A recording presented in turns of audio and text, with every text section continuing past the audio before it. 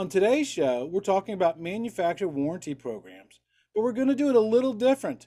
We're doing point, counterpoint. Stay tuned.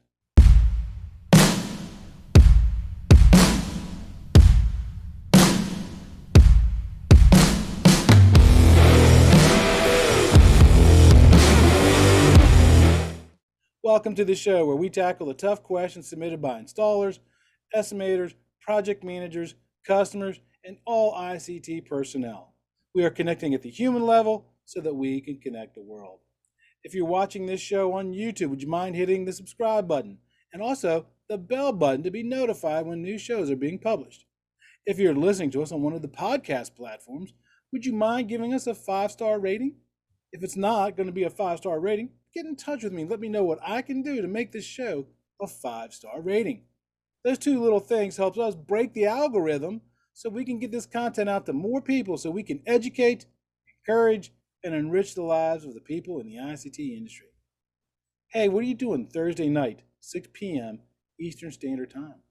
Do you know we have an after hours live special where you can ask your favorite RCDD, that would be me, any question about installation, certification, estimation, project management, career path, anything you want to know about the communications industry.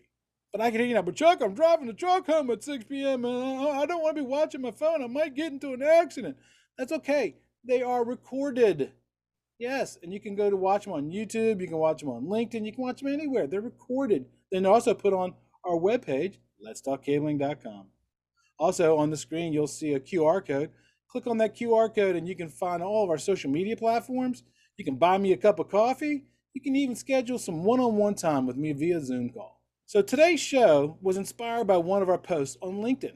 I posted a video asking people, what was your biggest frustration in the ICT industry? And one of the comments had to do with manufacturer certification and warranty programs. Now, manufacturer certifications are going to be different from trade certifications like Big C, FOA, CEDIA. A manufacturer will allow a limited number of contractors into their program, and to be considered, usually the contractor has to be in good standing in their area and also have to go through some type of application process. Once admitted, the manufacturer usually requires the contractor to attend and pass their courses. Now, some manufacturers only have an installation course, while other manufacturers might have an installation and a design course. Now, once the employees of that contractor pass that course, then typically the manufacturer will offer extended warranties for the products and extend beyond warranty that are given to the non-certified contractors. They may also get rebates and also on the amount of products that they sell that they purchased over the 12 previous months. Now, manufacturers will usually engage with end users to have their products specified into their bids so that other manufacturers can be part of the bid process. And if it's successful, that only their contractors who are in their warranty program can actually bid. So it gives exclusivity so fewer companies to bid against. Now, people have different opinions on the benefits and the costs of manufacturer certification programs. And in this episode, you're going to get to see both sides as we discuss the subject with the people who have two contrasting point of views. That's why I'm doing point, counterpoint. We're going to discuss our opinions in this episode. And like I said, but remember, these are just our opinions of me and my guests. This is no way representative of what any manufacturer or any contractor is going to do or feel or whatever. This is just our opinions. We're having a conversation. I will take the position of the manufacturer program, and my guest is going to take the position as a contractor. Now, just again, to give you a little bit of my background for those who are new, and just only for the point of this show, I've worked as a contractor for 30 plus years as various different levels as installer, technician, project manager, operations manager, and I have participated in those programs. But if you know me on a personal level, you know that now my day job, I work for one of those manufacturers and have been for the last 10 years as a trainer who certifies contractors to be admitted and also stay current in our program. My guest, Don Mangiarelli, has been in construction and IT industries for about 38 years.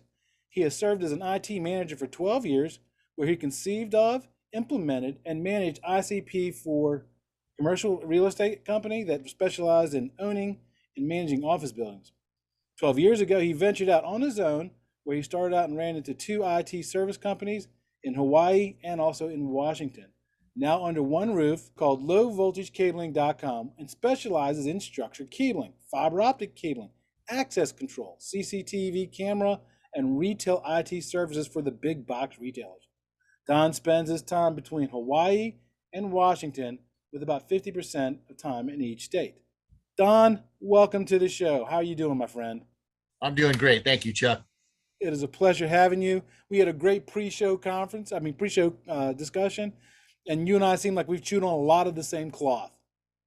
Yeah, it's an honor to be here. I appreciate you asking me on the show. My pleasure. I do have to ask you, how did you get that URL, low voltage cabling?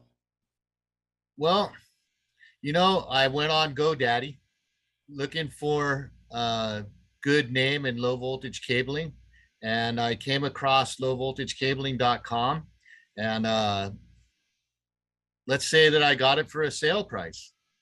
I contacted the person who had the domain name. I bid on it. They accepted my bid, and now I own the domain. That is absolutely cool.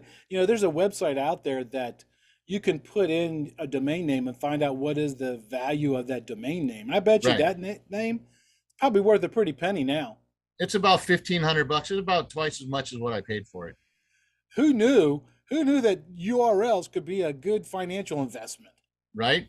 And then the other thing I thought about is with the URL, I can make my company name the same as my URL, and it's going to be unique across pretty much the whole world because nobody else has that domain name. Yeah, that's absolutely cool. When you shot me your bio and I saw that, I was like, that is just cool. That is cool. Thank you. Okay, so here's our first question: point, counterpoint, and you get to go first in your response, and I'll respond to yours. All So the right. first question is: are manufacturer training programs just a marketing scheme to get you to buy more of their products?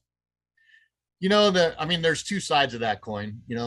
One is, as a business person, you want to sell as much as you can. Um, as a contractor, I would say, sure, it's a marketing ploy to sell more materials, because if you have several contractors that have your certification, that contractor is going to want to push that product onto any jobs that they're going to be doing because they're certified in that. So from that standpoint, sure, it's a marketing ploy. And the manufacturer wants to be able to guarantee their warranty their product. So the more contractors that they have under their belt, and certified, so they know that the installation, they have some semblance of control over the installation and the quality of the installation, they'll be feeling comfortable in warrantying that. So, from a business standpoint, sure, that's the whole goal of business, is to get more business. That's a good response. Let me say this: there is a marketing component to a warranty program, right?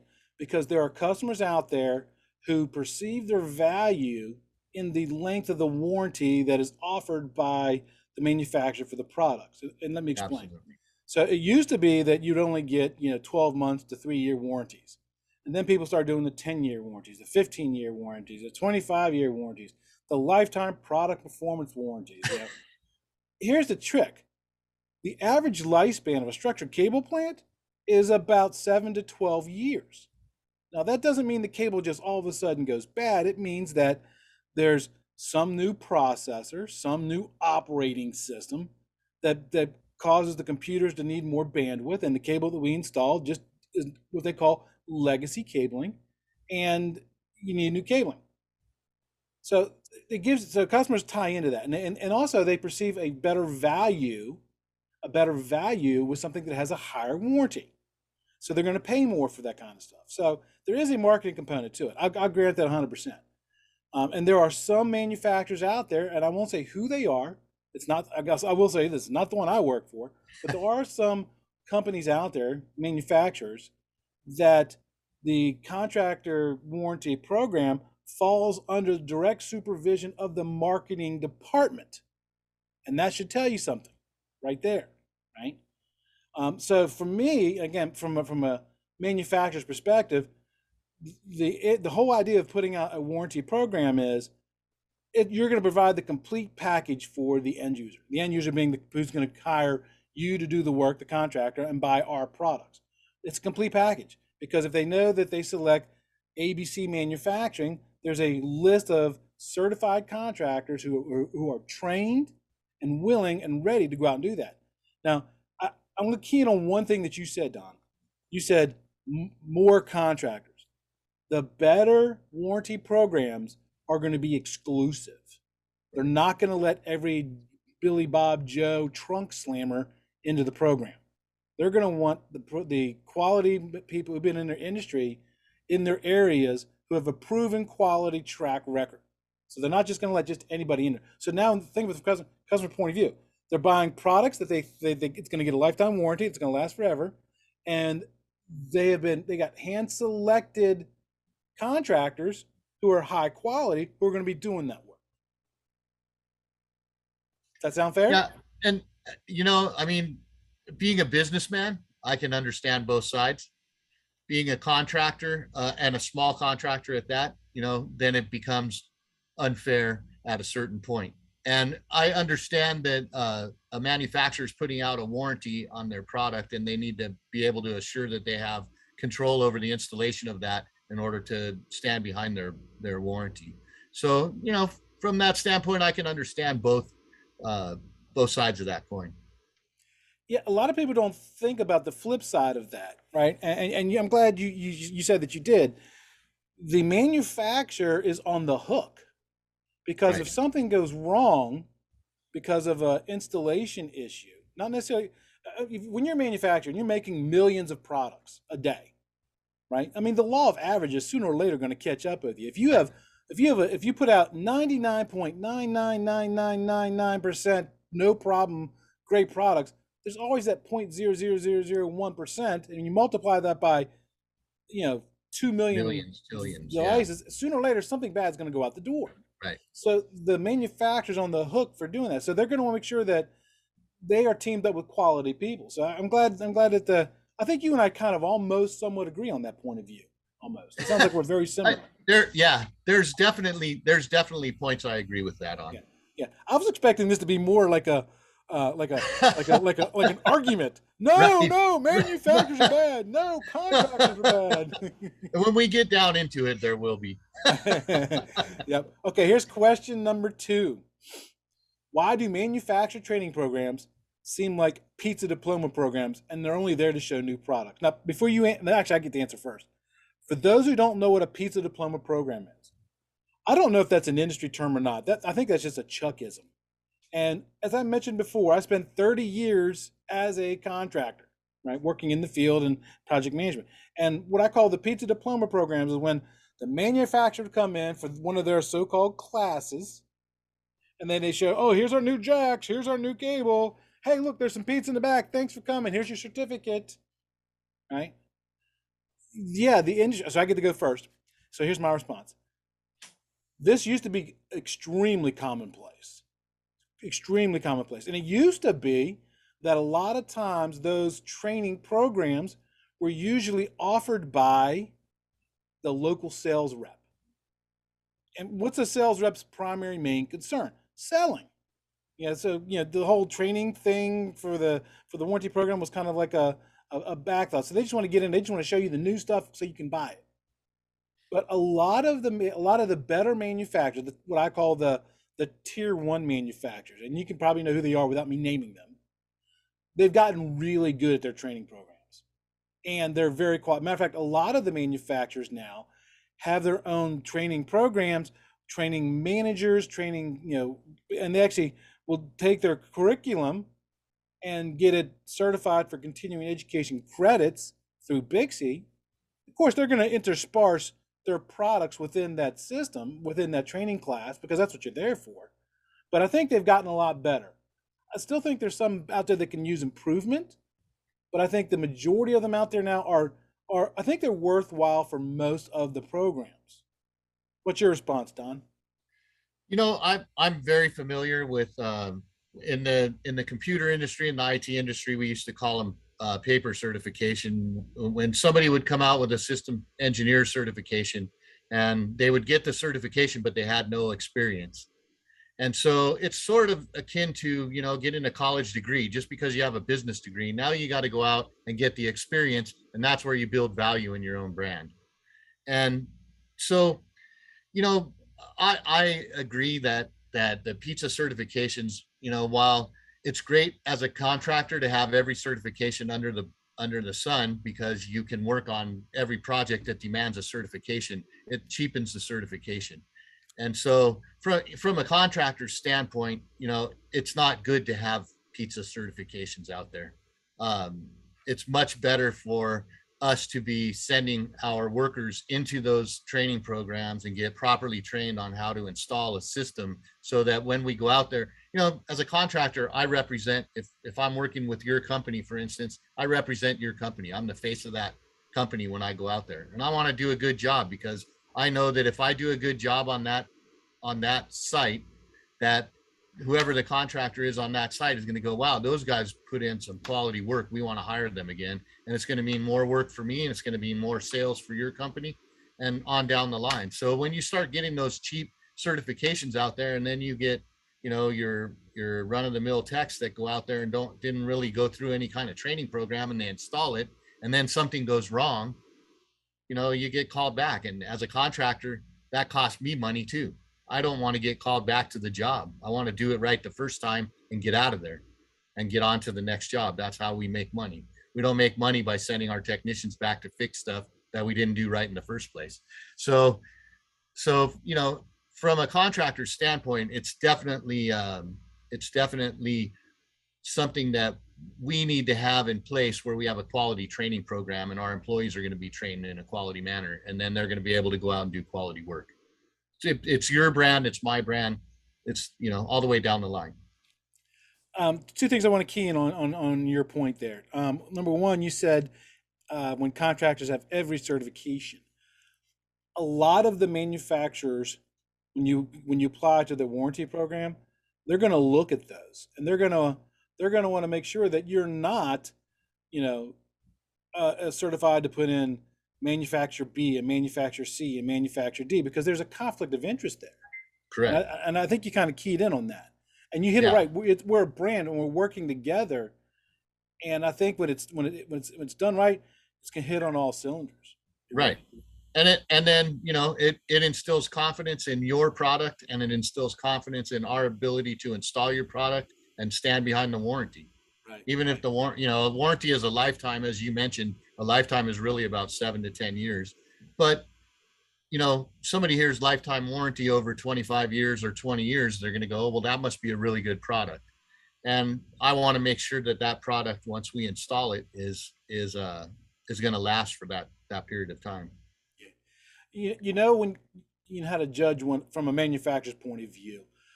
You know how you can judge when your training program is good and valued by the contractors. When I get feedback after class, man, that was one of the best classes I've ever attended. Or when you're scheduling training classes, excuse me, when you're scheduling classes, the contractor sends their new employees because they want them to be trained. Right. That's when you got a good training program. And for me, I'm a continual learner. If you're teaching me something, I watched your podcast last night, and I learned something brand new that I didn't know before. And that's gonna make me think, okay, hey, I need to tune into this thing, because I'm probably going to learn something every week. And the same thing in a training program. If I'm coming in there and I'm learning something I didn't know that I can apply in the field, that's gold. Okay, here comes question number 3, and you get to answer this one first. Are training programs across manufacturers standardized? The answer to that is no. And the reason is that every manufacturer has a proprietary formula that they utilize to install their product, and it's proprietary to that business. And so while you have standards across installation, such as Bixby, for instance,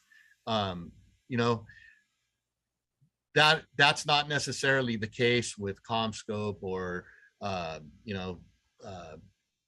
Leviton, or I'm blanking on some of these, Hubble. I had them all like in my head a few minutes ago.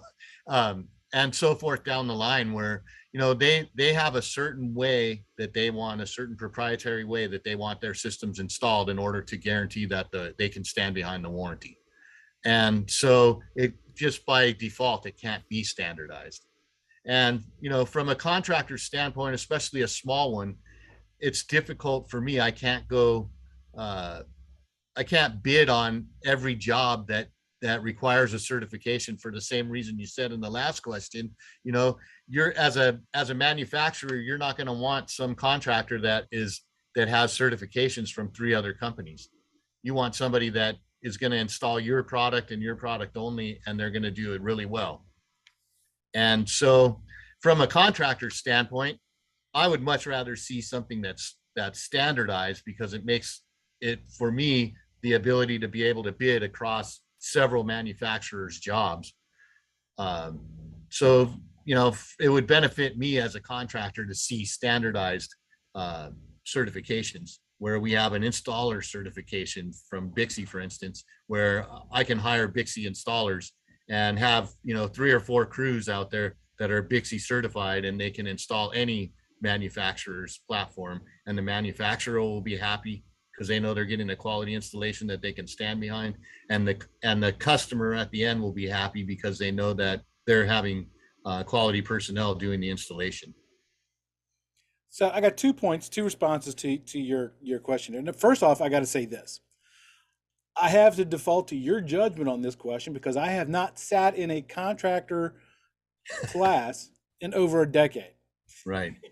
Right. So I can't compare what I teach now during my day job to, what other manufacturers, because they're not going to just let me come sit in their training class for some reason.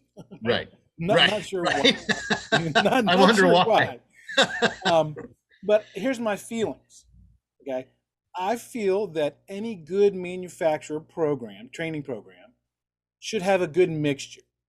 And that mixture, and what the numbers are, again, this is just purely opinion.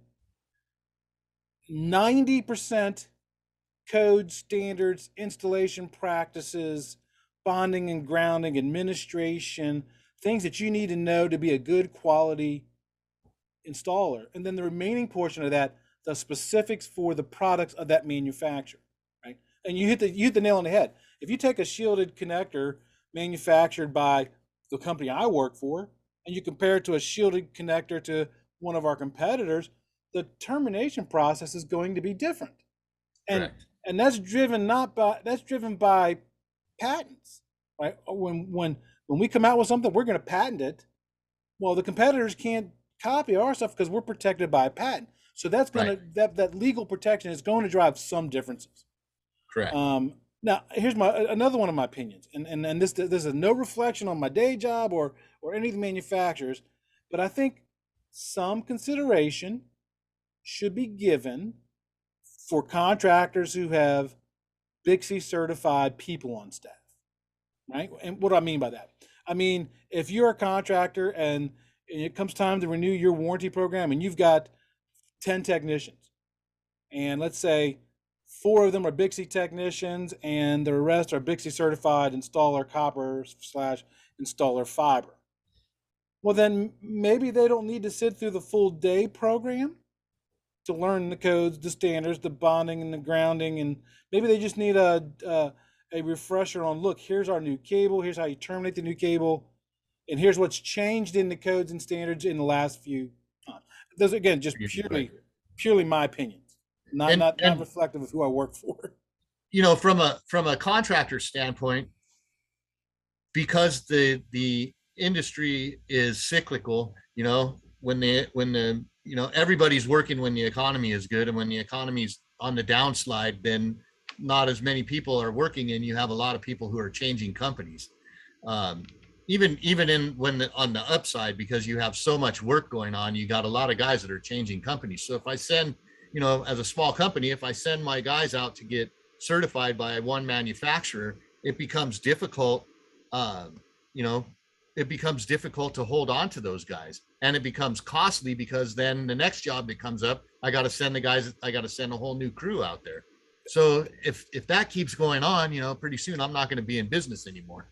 And so that's where the standardized type of certifications come in from a contractor standpoint, because if I got to hire IBEW guys, or I got to hire Bixie certified installers, or I got to have a foreman who's Bixie certified, next step up, I can hire that guy, and there's enough of them. There would be enough of them out there where you could constantly have a crew of just that certification versus the dozen or so manufacturers that I got to get certified by.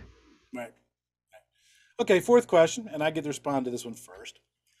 Why do certification programs seem to cost so much? Why aren't they just free? And I get this one all the time as a representative of a manufacturer, right? So my response is going to be twofold. The first one is, it costs money to conduct that program. It costs money to send that trainer there. It costs money for travel, and costs money to ship those books and all that stuff. It costs money on the backside to ship the materials. It costs money on the backside to pay for the hotels and the catering and all that stuff. There's costs associated with that. So not every company is going to be using their contractor warranty / certification program as a revenue generator, but maybe as to help offset some of those costs, so it's not a pure just drain on the manufacturer's resources. Right? The second part, and I found this, and I had never really thought about this before until I became a trainer for one of the manufacturers. I have found in my over a decade now of being a trainer for a manufacturer that if you give somebody free training, they don't put as much value on it as something they have to pay for. And what I mean by that, let's say that I'm coming to Hawaii to teach a class, and God, I can't wait to come to Hawaii to teach a class. Oh, it's not in my footprint, but every once in a while, me and the other trainer, sometimes we'll switch territories just for a trip, whatever. And I told him, next time Hawaii comes up, I want to go there, because that's the only state that I have not been to my entire life is Hawaii. I've been to every other state. I've not been to Hawaii yet. We'd love to have you.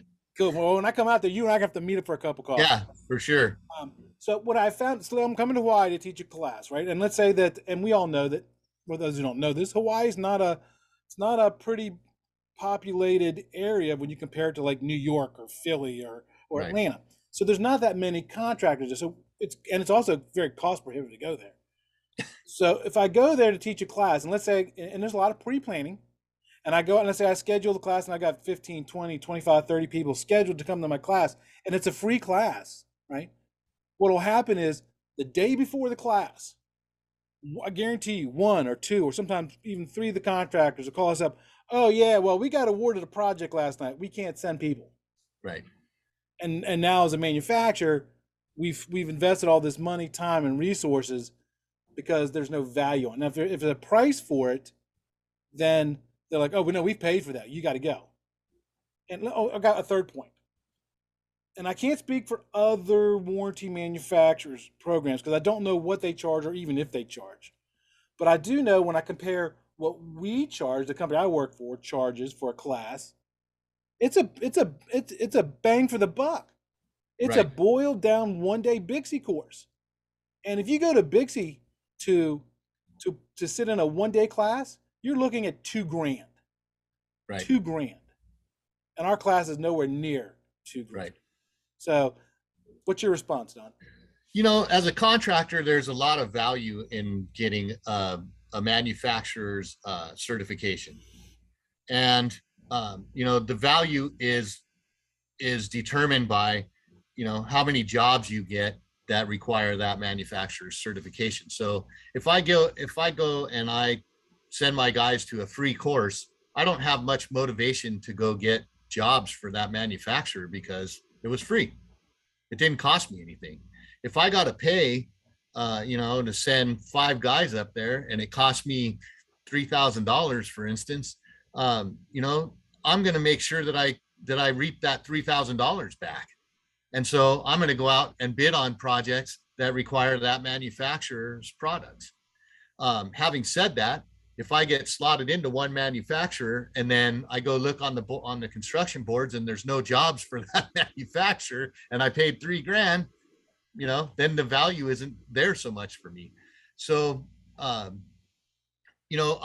think that you have a very valid point about contractors paying for classes. You have as a business person, I totally get I totally understand the overhead portion because there's overhead to everything. There's overhead for me to send guys there. I lose them for a whole day, so they're not productive as far as being out in the field and making the company money. So we got to have value for that as well. And so, value is a tricky thing, right? Value is a different thing to you than it is to me from the manufacturer's standpoint to the contractor's standpoint. And really the value is in what the employees put into it as far as effort in learning the products and learning how to install the products and learning what the manufacturer is teaching. And, if that value comes back to me, in a program like yours, I'm sure the value could come back, 100-fold for me as a contractor. So I appreciate. I don't generally like to send anybody to anything for free because it's generally, like you said previously, the value proposition is low. Right. I don't value. If they're giving it away for free, how good of a quality program? Right. How good of a program is it? Right. Exactly. Yeah. I was kind of glad to hear you say that. And I like how you also said, you didn't say this verbatim, but what you really kind of implied is if you put in that, whatever that cost is to be in the program, you now got skin in that game. Right. And you didn't say that verbally, but that's exactly what you said. Otherwise, using that's where the value comes from. Yeah. And let me say this from a manufacturer's perspective. We understand that when you take people out of the field to put them in that class, not only are you paying for the class, you're paying your people to sit in that class for 8 hours, and they're not out on the job site making money. Trust me, we are well aware of that. Yeah. And that's why we want to make sure, again, just from, my monofocus point of view from my experiences, we want to make sure that we give your technicians, your project managers, your estimators who come sit in our program way more benefit. So when they come out of that program, yes, they're going to know how to install our jacks. They're going to know how to submit the paperwork for warranties. Yeah, they're going to know that stuff, but they're going to be better employees, more efficient. And the soft savings there is they're going to be better at your job. Then you can maybe lower your labor values on some of your estimates and maybe win some more work. Exactly. So, there's a huge value proposition to both of us in that equation. And, like I said, if I'm sitting there paying all this money to get my guys there and I'm not making any money back on them for those 8 hours, I'm going to expect that they're going to go there and learn something. Now, if they come back and they don't learn anything, then I'm going to be not so happy. And I'm probably going to look for a different manufacturer. So, that speaks well to your point that you guys have really, you value that from our standpoint, and you put together a program that's worthwhile. That's pretty awesome. Yeah, I understand 100%. And I'm pretty sure other manufacturers understand that as well too. And this kind of ties back on one of the very first question when we talked about how some manufacturer warranty programs function under the marketing department. I feel that those manufacturers that do that are missing the point. Yeah. Because you need the contractor program should really be under some kind of a technical department, right? You want people who are creating that program, teaching that program, running that program. If they don't have real life experience like me in the field doing the stuff, they at least understand that there is a cost for that person to be sitting in that room other than the price of the class. Right. And so for me, I've got to recoup that value. And if I recoup that value, then I'm a happy camper and I'm going to be all in your camp and promoting your product everywhere I go. Right. Yep. And looking for every job that I can find to bid on that requires your manufacturer's products. Very so, cool. I mean, it works two ways. Absolutely does. Fifth and final question. How do manufacturers and contractors keep employees from leaving and putting the contractor in a bad position later during a bid? And this is one of the things you specifically called out in your comment. You get to go first. All right. So that's a really difficult, and I touched on it earlier. It's a really difficult thing because if I have if I send 3 or 4 or 5 guys to a class and they get certified under that manufacturer, and then, I don't get any work coming up for that, for those types of installs, I've now spent that money and lost the value. And if I start losing work and going down, those guys are going to leave my company, or maybe they're unhappy with my management style and they go work somewhere else. And we're here in America. There's no way that I can force anybody to stay at my company. And I don't go out there and try to do that.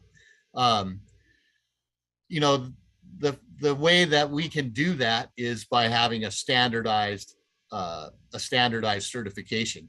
And I know that as a manufacturer, that becomes difficult for you because, like you said, you guys all have patents on all your stuff, so the termination process for everything is different. And so, if everybody was operating under the same certification, if somebody left, I could easily replace that person.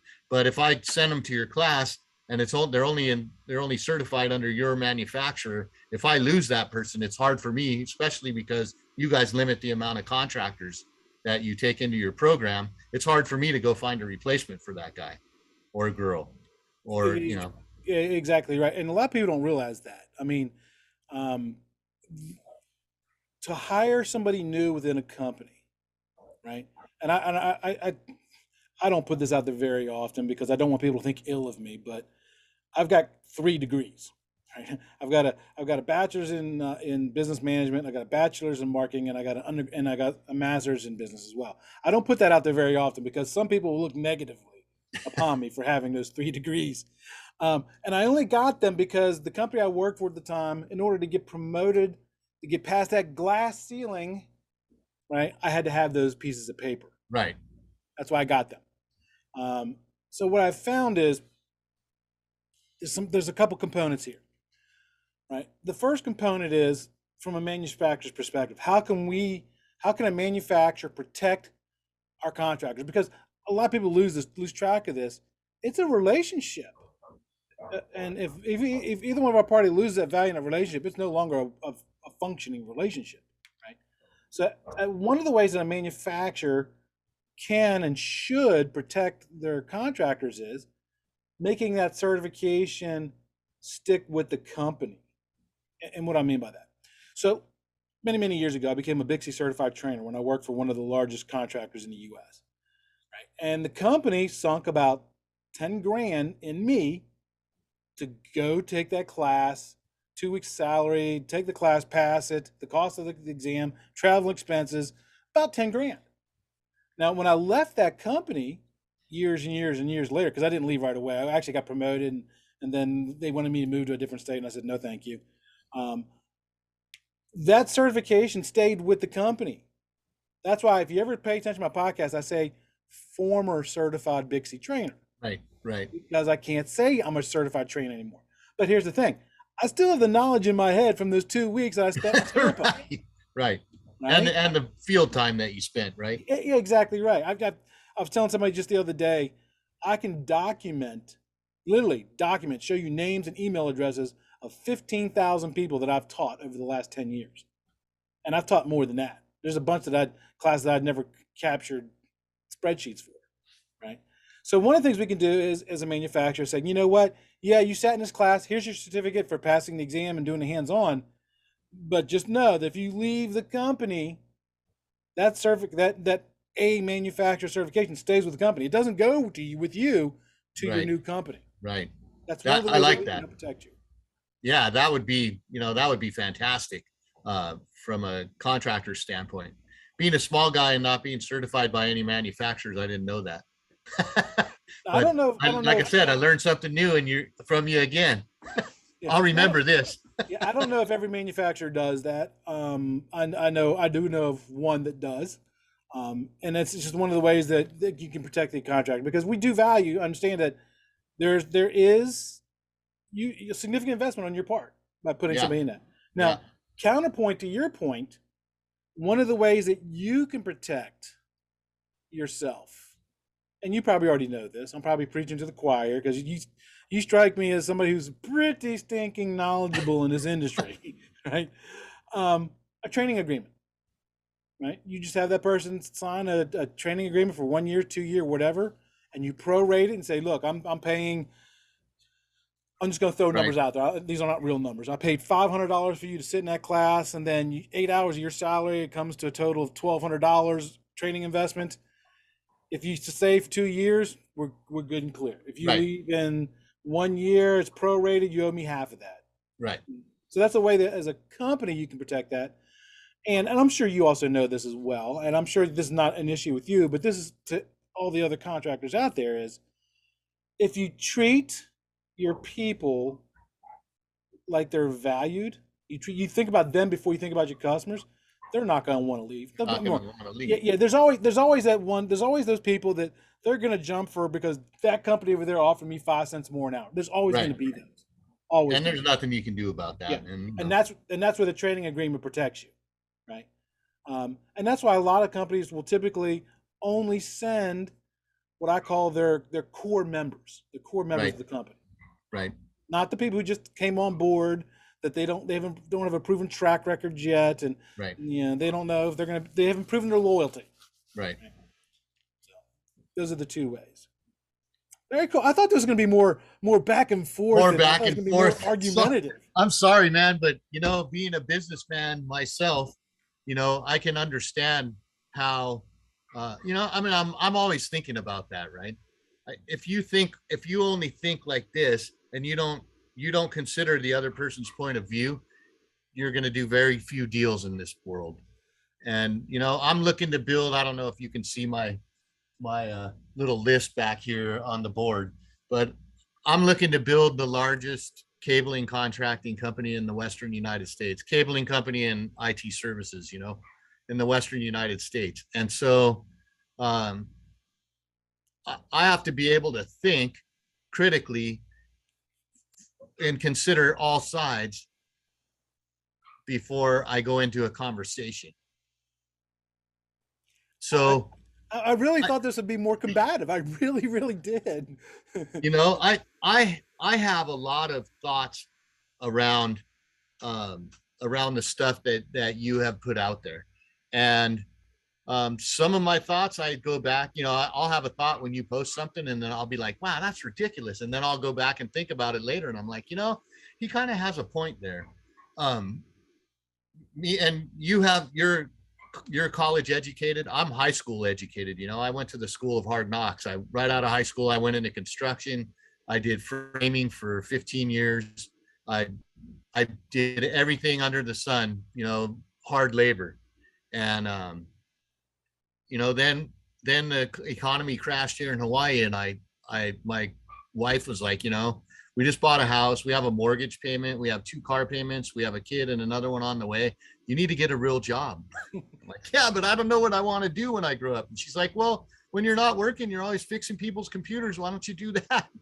So I got a Microsoft system engineer certification. I was a paper MCSE. And then, I had to go out and prove myself. Yep. And I did. And then I got laid off from there when the economy crashed again, and I started my own business. Yeah, just so I'm clear here, I didn't get my college degrees until I was 38 years old. Right, right. Yeah, No, I got I'm that. like you. I came up through high school, the Yeah, School of Hard Knocks, and like I right. said, and the only reason I Yeah, you were pursued that is saying because the because the positions company above me were not so required much it. how much technical stuff you knew. Right, It was the whole business side of right. And that's sort of why I reached out to you about the mentoring, because I don't have the business experience. I could be in the field all day long terminating cable. I can terminate circles around all of my guys. Then when I go out there, they're like, they call me uncle here because I'm older. I'm way older than them. They're like, uncle, I don't understand you. You move so slow, but you do 10 times more work than I do. I'm like, yes, I move slow, but I don't take nearly as many steps as you do. That's it. That's exactly right. In our brains as we become older technician stuff, we evaluate what we do and we remove the wasted motions Right. and make ourselves more efficient. So, yeah, we may look like we're working slower or not fast, but we will outwork people because we have processes down. And when we try to share those processes to younger people, and this is just a message just to younger people, be open to hearing it, because remember, that's coming from, we're trying to keep you from making the same mistakes that we made. That we did, right? Yeah, exactly right. And sometimes you can sit there and you can watch the mistakes and you can call them out before they happen as they're going. Right, you know? right. But, I got a cable run. I got 30 cables. I got to run down this thing. Okay, well, I got 30 boxes of cable here. I could probably make one cable run and just, tape these cables off and peel them off as I get to the locations where they need to go, But part of being a good mentor, part of being a good supervisor is sometimes you have to understand that you got to step back and let them make that mistake. And let them make the mistake. Yeah, and then step in and realize that it's a teaching moment, and you can teach. You can say, hey, look, when you do this the next time, you can save yourself, 30 minutes by doing it this way. Pain is a great teacher. It's an absolute great teacher. You mentioned absolutely. computer certifications. Did you happen to catch the episode I did 2 weeks ago on computer certifications? I didn't. I was 2 weeks ago. I was up in Washington. We had this big project that we started up there, and I was up there cracking the whip. Yeah, I would love if you would listen to that show and just give me some feedback on what you think. It's because I get asked that question quite often from people who are pulling cables and stuff, and they're looking for that next step, and I applaud them for looking for the next step. And they asked me what about computer certifications? Well, I'll tell you right now, I can wax poetic about cable certifications, right? But I don't know anything about computer certifications. Here's the thing. Like, I do retail IT field services. So we service Home Depot, we service Costco, Target, Walmart, you name it. And we do everything inside there. We rack and stack switches and servers. We know all about the VLANs in every one of these locations. And I'm trying to teach my guys that, it's great that you know about the cabling and you know how to put it in and you know how to do it properly. But where the real money is knowing how to plug stuff in once you're done with that. Because if they don't have to call another company in and they know that you can handle it, we get more work. And if we get more work, guess what? You're going to be getting more hours.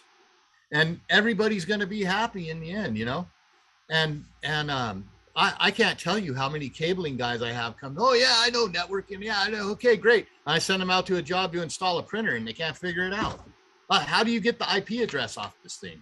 Well, have you ever heard of Google? Have you ever heard of YouTube?